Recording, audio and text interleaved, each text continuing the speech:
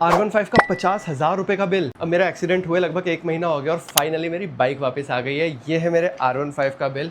कितने का है चलो बताता हूँ। अब लकीली मेरी बाइक जो थी ना वो राइट साइड से डैमेज हुई थी, सेंटर से डैमेज नहीं हुई। अदरवाइज मेरे फ्रंट सस्पेंशन और एलॉयस टायर्स भी डैमेज हो जाते। इस एक्सीडेंट में मेरे R15 की पूरी फेयरिंग ही फ्रंट की डैमेज हो गई थी। LED indicators, LED headlight, rear view mirror, tank जो कि 3 पार्ट्स में डिवाइडेड है वो भी डैमेज हो गया था। अब एक्सीडेंट के 3-4 दिन तक तो मैं हॉस्पिटल में ही था और 3-4 दिन बाद मेरे फ्रेंड्स मेरी बाइक को सर्विस सेंटर दे के आए थे। अब ऑलमोस्ट 3 वीक्स लग गए थे मेरे बाइक के सारे पार्ट्स अरेंज करने में और मेरा क्लेम अप्रूव होने में। और आप मानोगे नहीं, मेरे बाइक में सबसे महंगा पार्ट पता है क्या था?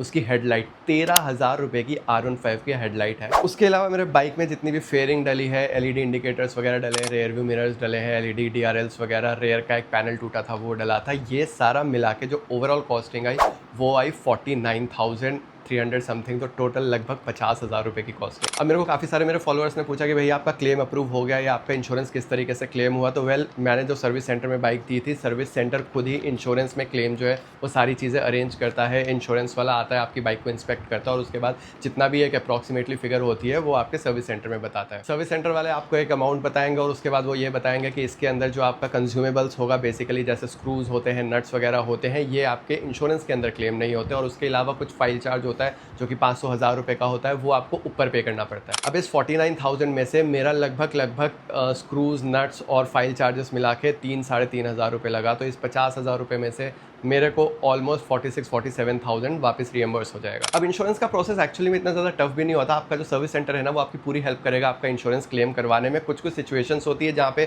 थोड़ा सा ट्रिकी हो जाता है, लेकिन almost most of the time आपका जो इंश्योरेंस है वो क्लेम हो जाता है। फिलहाल मैं राइड नहीं कर सकता क्योंकि मेरा हाथ और मेरा पाँव जो है वो अभी भी टूटा ही हुआ है।